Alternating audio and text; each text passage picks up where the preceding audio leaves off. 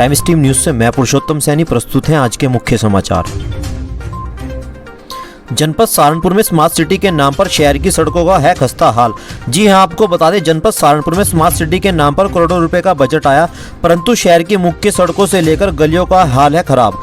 किशनपुरा नाला पटरी से लेकर राकेश सिनेमा पुल जोगियान तक की पूरी सड़क टूटी होने के कारण यहाँ के व्यापारियों में रोष देखा गया। व्यापारियों का कहना था कि गर्मियों में टूटी सड़कों से धूल मिट्टी उड़कर दुकानों में आती थी और अब बारिश के मौसम में इतना बुरा हाल है कि यहाँ पर दिन प्रतिदिन कोई ना कोई सड़क दुर्घटना होती रहती है। अभी हाल ही में कुछ दिन पूर्व सड़क पर एक वाहन पलट गया था, जिस कारण सवारी व्यक्तियों को काफी चोटें भी आई थी और इस वजह से इस सड़क पर कोई ग्राहक आने को कभी भी तैयार नहीं होता। हम लोगों की नगर निगम से यही अपील है कि इस सड़क का निर्माण शीघ्र कराने का कष्ट करें। सहारनपुर के इस टाइम मैं उस रोड पर मौजूद हूँ जो सहारनपुर से सपना पुल टागिस से जोगियान पुल तक जाता है और उस रोड की हालत ये है कि अभी आप देख सकते हैं यहाँ पर कि कितना कीच है और यहाँ पर अभी तक किसी भी तरह की कोई सफाई व्यवस्था का यहाँ पर नगर निगम ने कुछ व्यवस्था नहीं की है। और मैं जब दिखाऊंगा देखिए आप यहाँ पर मैं जहाँ से जा रहा हूँ कि शायद किसी बड़े हादसे का इंतजार नगर निगम कर रहा है और ये जो रोड है ये सीधा जोगियान पुल को जाता है और इसी रोड से ज़्यादातर ट्रैफिक गुजरता है। यहाँ पर व्यापार भी मौजूद रहते हैं, लेकिन कहीं ना कहीं स्मार्ट सिटी में आया हुआ पैसा गाल मोल कर उसको खा चुके हैं और यहाँ पर जो स्मार्ट सिटी का नाम कहा जा रहा है सहारनपुर स्मार्ट सिटी बनाई जाएगी, लेकिन स्मार्ट बनने के बजाय ये अब सहारनपुर की गंदगी आपको साफ जाहिर दिखाई दे सकती है। ये गाड़ी भी आ रही है, किस तरह से यहाँ पर गाड़ियों की ये कीचड़ कितना है कि आम आदमी निकल नहीं सकता है।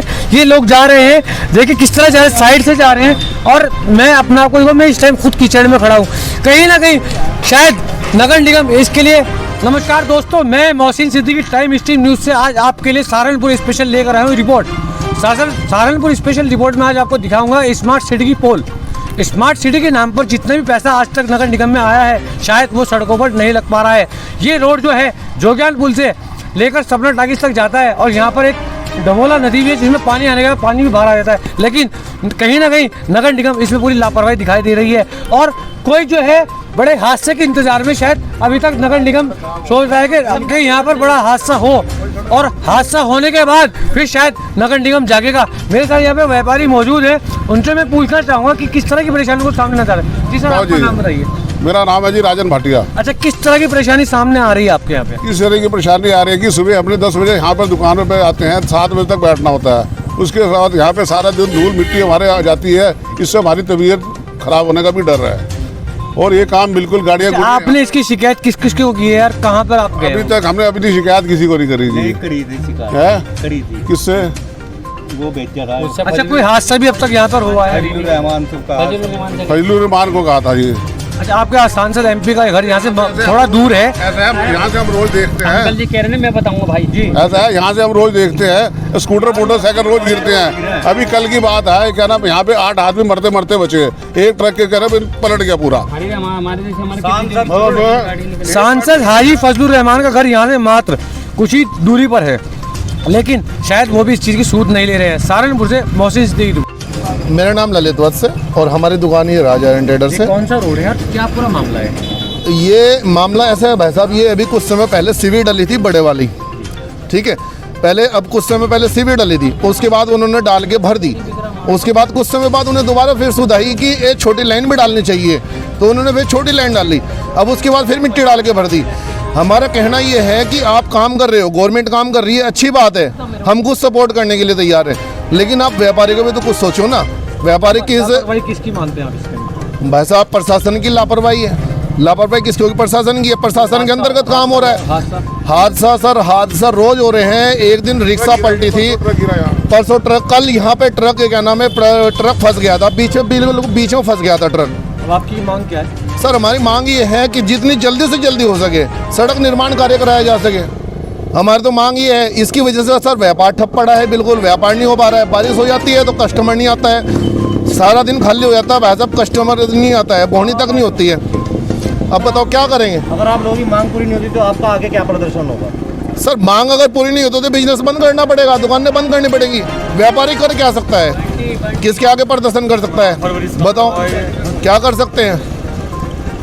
जी आपका परिचय? जी मेरा नाम राजन भाटिया जी है। किस जगह पे दुकान है, कौन सा इलाका है, क्या? ये हमारी दुकान है, क्या नाम, किशनपुरा नाला पटरी पे रखिए सिनेमा के सामने दुकान पड़ती है। और आज से नहीं, हमारी दुकान कम से कम यहाँ से 40 साल से है। क्या परेशानी आ रही है? परेशानी ये है कि जब से क्या नाम यहाँ सीवर लाइन का काम हो रहा है कि यहाँ पे जितना भी व्यापारी वर्ग है सबको परेशानी हो रही है। अब क्या चाहते हैं आप? हम ये चाहते हैं कि ये क्या नाम इस किशनपुरा पटरी का निर्माण कार्य जरा जल्दी से जल्दी हो। थाना जनकपुरी क्षेत्र में एक युवती द्वारा दर्ज कराया गया रेप का मामला। उक्त मामले में पुलिस लाइन सभागार में एसपी सिटी राजेश कुमार ने प्रेस वार्ता कर बताया कि मामले की जांच सही तरीके से कराकर अभियुक्त व्यक्ति पर कार्यवाही की जाए। थाना जनकपुरी में एक युवती द्वारा एक रेप का अभियोग दर्ज कराया गया है और युवती जो पीड़िता है उसका जब 161 और 164 पे बयान दर्ज किया गया तो एफआईआर से अलग बयान उसने दर्ज कराते हुए कुछ और नाम उसमें शामिल किया है। मेरे द्वारा इस केस के विवेचक को निर्देश दिए गए हैं कि ठोस साक्ष्य के आधार पर निष्पक्ष रूप से विवेचना सुनिश्चित करें और परीक्षण अधिकारी को भी इस विवेचना को सही ढंग से निस्तारित करने के निर्देश दिए गए। आज पेपर मिल रोड पर पश्चिमी प्रदेश मुक्ति मोर्चा के कार्यालय पर एक बैठक का आयोजन किया गया। इस बैठक में राष्ट्रीय अध्यक्ष भगत सिंह ने प्रेस वार्ता कर यह कहा कि अगर पश्चिम के कुल 26 जिलों को मिलाकर अगर पश्चिमी प्रदेश का निर्माण कराया जाए तो हमारे यहाँ पर अनेकों विकास कार्य होंगे। इसके साथ साथ हम लोग जो 72% राजस्व भरते हैं उसका अगर 50% हिस्सा भी अगर हमारे जिलों में लगता है तो हमारे जिलों में कई प्रकार की विकास योजनाओं का आगमन होगा। अगर हम सब मिलकर यह आवाज़ प्रदेश सरकार तक पहुँचाने में सफल हुए तो हम लोगों को शिक्षा, चिकित्सा व अन्य सुविधाएं अंतर्राष्ट्रीय स्तर पर मिलेंगी और आने वाली पीढ़ी के लिए यह योजनाएं लाभदायी होंगी। इस प्रेस वार्ता के दौरान राष्ट्रीय उपाध्यक्ष चौधरी वीरेंद्र सिंह, शिक्षक संघ से डॉक्टर आशिक मलिक, जिला अध्यक्ष सुशील गुज्जर व व्यापार मंडल से सरदार अरविंद सिंह आदि कार्यकर्ता मौके पर उपस्थित रहे। आज जो पश्चिमी प्रदेश मुक्ति मोर्चा का कार्यालय का जो उद्घाटन हुआ है उसके बारे में थोड़ा विस्तार से बताएंगे। पश्चिम प्रदेश मुक्ति मोर्चा के कार्यालय का आज उद्घाटन किया गया है और पश्चिम प्रदेश मुक्ति मोर्चा के जो है नवनियुक्त जिला अध्यक्ष सुशील गुज्जर धारकी को बनाया गया है इस आशा के साथ कि सहारनपुर ज़िले में अलग राज्य की मुहिम को तेज किया जाएगा और निश्चित रूप से उत्तर प्रदेश देश ही नहीं दुनिया का सबसे बड़ा राज्य है। इसलिए उत्तर प्रदेश को 4 भागों में बांटकर पृथक पश्चिम प्रदेश का निर्माण किया जाए। ये मांग लगातार पश्चिम प्रदेश मुक्ति मोर्चा की चल रही है। तो पश्चिम प्रदेश मुक्ति मोर्चा का ये संघर्ष जब तक पश्चिमी उत्तर प्रदेश के 26 जिलों को मिलाकर पृथक पश्चिम प्रदेश का निर्माण नहीं होगा तब तक पश्चिम प्रदेश मुक्ति मोर्चा का ये संघर्ष जारी रहेगा। उत्तर प्रदेश 2,40,928 वर्ग किलोमीटर में को फैला हुआ है। यहाँ 75 जिले हैं, 80 लोकसभा क्षेत्र हैं, 403 विधानसभा क्षेत्र हैं। इतने बड़े प्रदेश का संचालन लखनऊ में बैठकर कोई मुख्यमंत्री नहीं कर सकता है। इसलिए उत्तर प्रदेश का विभाजन जरूरी है और जिस दिन पृथक पश्चिम प्रदेश का निर्माण होगा उस दिन ये यहाँ पर शिक्षा और चिकित्सा की सुविधाएं अंतर्राष्ट्रीय स्तर की होंगी। प्रति व्यक्ति वार्षिक आय में उत्तर प्रदेश बहुत पीछे है। जब पश्चिम प्रदेश बनेगा तो पश्चिम प्रदेश दुनिया के सबसे बढ़ते हुए कतर देश से भी प्रति व्यक्ति आय यहाँ सबसे अधिक होगी। आज किस विषय में यहाँ पर प्रोग्राम रखा गया है? ये प्रोग्राम आज मैं पश्चिम मुक्ति मोर्चा सुशील गुज्जर जिला अध्यक्ष घोषित हुआ हूँ और मैं ये कसम खाता हूँ कि मैं ये लड़ाई जोरों शोरों से लड़ूंगा। लगी है आग दिल में से बुझने नहीं देंगे, बढ़े हैं जो कदम क्रांति की ओर इन्हें रुकने नहीं देंगे। सर कट जाए भले ही हमारा पर सर समाज का अब हम झुकने नहीं देंगे।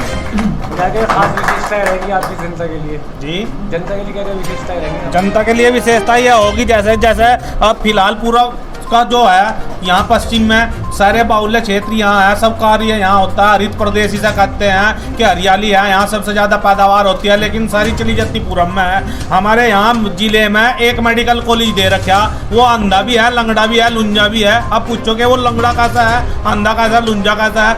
उसमें ना तो संपूर्ण स्टाफ है, ना कोई मेडिकल की सुविधाएं अच्छी है, ना ऑक्सीजन की अब कमी पड़ी थी, ऑक्सीजन भी नहीं मिली, लोग मर रहे हैं सही। और यहाँ पूरब में 6 मेडिकल कॉलेज।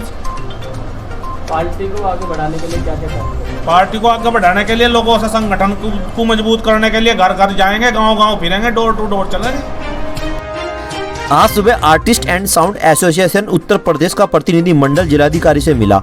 जिलाधिकारी से मिलकर पंडित सचिन भारद्वाज ने ज्ञापन के माध्यम से यह अवगत कराया कि वैश्विक महामारी कोरोना कोविड-19 के कारण धार्मिक व सांस्कृतिक आयोजन न होने के कारण शहर सहारनपुर के बहुत से कलाकार जो इन आयोजनों में अपनी प्रस्तुति कर अपने परिवार का पालन पोषण करते थे वह पूर्णतः बंद है और इस महामारी के कारण सभी कलाकार जो बहुसंख्यक हैं वह बेरोजगार हैं। यह वही कलाकार हैं जो अपनी कला से रंगमंच व धार्मिक आयोजन में अपनी कलाकारी से अनूठी छाप छोड़ते हैं, लेकिन इस महामारी के कारण इनकी आर्थिक स्थिति दयनीय है और भुखमरी के कगार पर है और ये अन्य कार्य करने में भी असमर्थ है।